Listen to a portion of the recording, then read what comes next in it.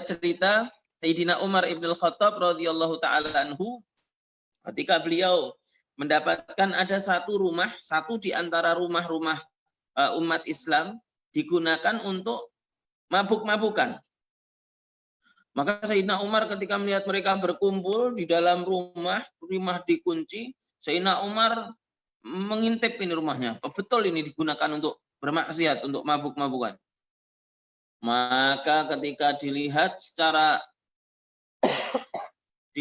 dengan jelas bahwa ini ada mabuk-mabukan di rumah ini, maka Sayyidina Umar ibn al-Khattab masuk bukan dari pintunya, lalu marah-marahi orang yang di dalamnya dan menjanji akan menghukum mereka karena kesalahan mereka mabuk-mabukan itu.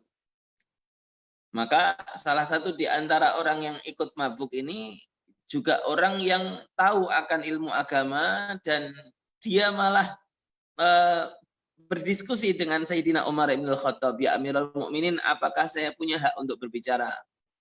Subhanallah, begini namanya pemimpin yang berhati luas, yang berdada lapang. Bahkan orang yang jelas-jelas salah diberikan kesempatan untuk komunikasi, untuk berdiskusi.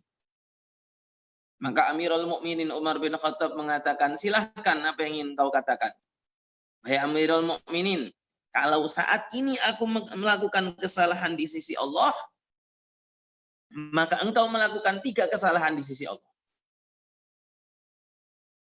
Ini bukan seperti kita ini, Amirul Mukminin Umar bin Khattab, orang yang sangat takut kepada Allah Subhanahu wa taala, orang yang sangat bertakwa kepada Allah Subhanahu wa taala. Lalu Amirul Mukminin Umar bin Khattab ini orang udah jelas-jelas mabuk-mabukan, ketakonangan, ketahuan, kok malah bilang saya melakukan kesalahan yang lebih banyak. Apa yang kau maksud, wahai saudara, wahai Kisanak? Kisanak ini istilah kalimat buat sandiwara radio. Apa yang engkau maksud, wahai Kisanak? Kalau bahasa Arabnya fulan, sebutan orang yang kita tidak ketahui namanya. Kalau bahasa Arabnya fulan, kalau bahasa Indonesia zaman dulu Kisanak. Apa yang kau maksud, wahai Kisanak? Aku memiliki kesalahan mabuk-mabukan, wahai Amirul Mukminin. Akan tetapi engkau memiliki kesalahan, 3 kesalahan di sisi Allah. Apa itu?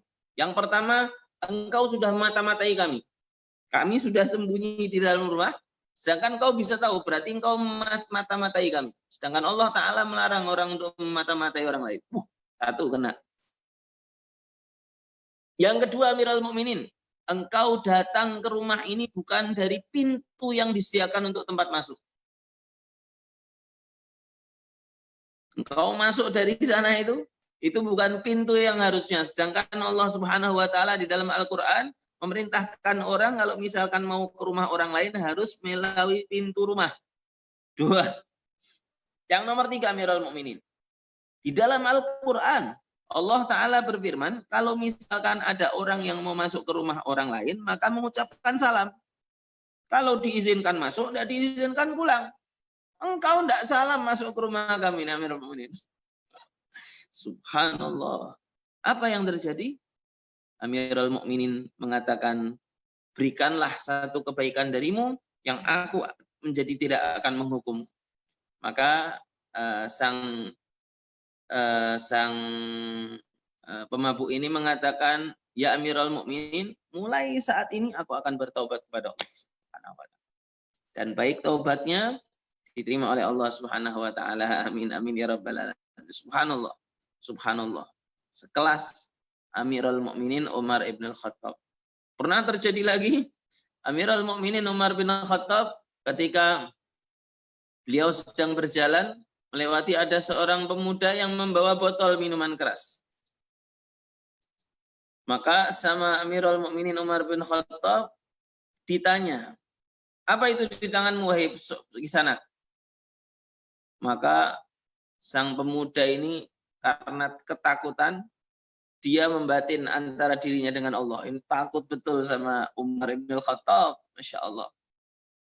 Dia membatin antara dirinya dengan Allah. Ya Allah, tutupilah aib hambamu ini kalau hambamu tertutupi aibnya ini, hamba akan bertobat dan tidak akan mengulangi untuk kedua kali dan seterusnya, ya Allah. Padahal di tangannya ini ada minuman keras, ini ada bir, ada khamr. Maka dia terucap ini orang, ini cuka Amirul Mukminin. Saya membuat masak, ini cuka. Lihat sini. Dilihat. Setelah dilihat, dicium betul. Ternyata bukan khamr, ternyata memang betul cuka. Setelah itu ditinggal dan orang ini bertaubat kepada Allah Subhanahu wa taala dan baik taubatnya. Subhanallah. Mudah-mudahan Allah taala menutupi aib-aib kita dan menutupi kekurangan-kekurangan kita di sisinya. Amin amin ya rabbal alamin.